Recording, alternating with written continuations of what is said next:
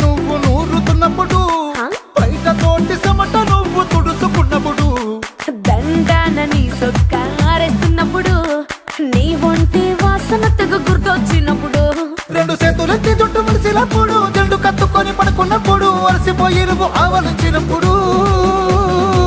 వచ్చుండై feelings వచ్చి వచ్చి చంపేస్తుండై